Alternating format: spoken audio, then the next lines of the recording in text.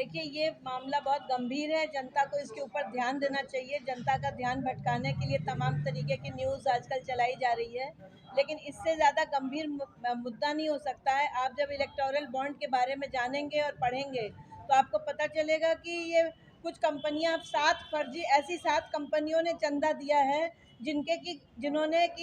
जिनके ऊपर ये आरोप था कि वो नकली रेमडेसिविर बना रहे थे। रेमडेसिविर एक दवा है जो कि कोविड के मरीजों में इस्तेमाल की गई थी, और जो नकली रेमडेसिविर या निम्न स्तर की रेमडेसिविर और निम्न स्तर की दवाइयां बनाने वाली कंपनियों पर छापा डाला, और उसके बाद उन कंपनियों ने बड़े बड़े चंदे दिए और उनके ऊपर कोई कार्रवाई नहीं हुई। ये जनता की सेहत के साथ खिलवाड़ है।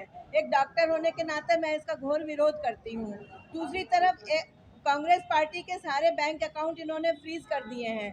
अब जनरल इलेक्शन आने वाला है, इस समय कांग्रेस पार्टी का बैंक अकाउंट फ्रीज करके और इस तरह से इलेक्टोरल बॉन्ड के माध्यम से सारे पूंजीपतियों से चंदा लेके उनके गलत धंधों को ये लोग बढ़ावा दे रहे हैं। इसका हम कांग्रेस पार्टी की तरफ से बहुत ज़्यादा विरोध करते हैं, और हम सुप्रीम कोर्ट से भी ये मांग करते हैं कि हमारी जो बैंक अकाउंट फ्रीज किया है, हम लोगों ने अपने स्वतः स्वेच्छा से अपनी पार्टी को जो डोनेशन दिया था, वो डोनेशन भी फ्रीज कर दिया गया है। तो चुनाव लड़ने के लिए सबको मालूम है कि पैसे की ज़रूरत है, तो कांग्रेस की इस चुनाव की जो फंड को इन्होंने फ्रीज किया है, उसको तुरंत खोला जाए।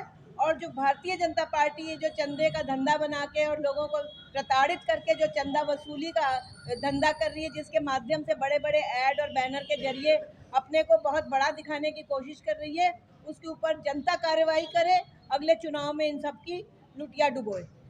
आज प्रदेश नेतृत्व के निर्देश पर जिस तरह से भारतीय जनता पार्टी के लोगों ने आज तक के इतिहास की सबसे बड़ी लूट मचाई है इलेक्टोरल बॉन्ड के माध्यम से, उसका पर्दाफाश करने के लिए आज जिला और महानगर कांग्रेस कमेटी के संयुक्त तत्वाधान में प्रेस वार्ता रखी गई है। आप लोगों के माध्यम से यह बताना है कि 2018 में सूचित जो भारतीय जनता पार्टी ने यह इलेक्टोरल बॉन्ड लाया था, उसमें किस तरह से इन्होंने उस चंदे का धंधा बनाया, किस तरह से इन लोगों ने सफ़ेद पोश लूट जो हम लोग कहते हैं पढ़ते थे, तो उसी तरह सफ़ेद पोश लूट मचाया।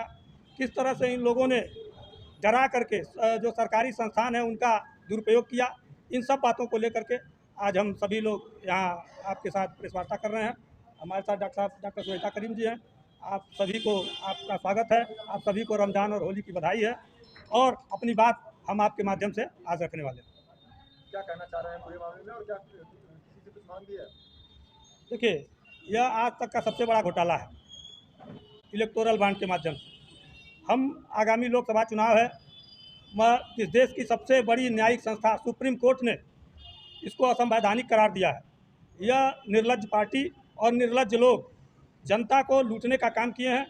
उनके खिलाफ हम लोग जो है यह प्रेस वार्ता रखे हैं, और आपको प्रेस वार्ता के माध्यम से बताना चाहते हैं कि जिस तरह से इन लोगों ने लूट मचाया है, यह लूट सीधे सीधे जनता की जेब से लूट करके और अपने कुछ उद्योगपति मित्रों के साथ इन्होंने एक काकस बनाया, और जो कंपनी जो फार्मा है जिनको इन्होंने छापा डाला, उन्होंने उनको चंदा दे दिया, उसके बाद उनको उन्होंने बड़े ठेके दे दिए।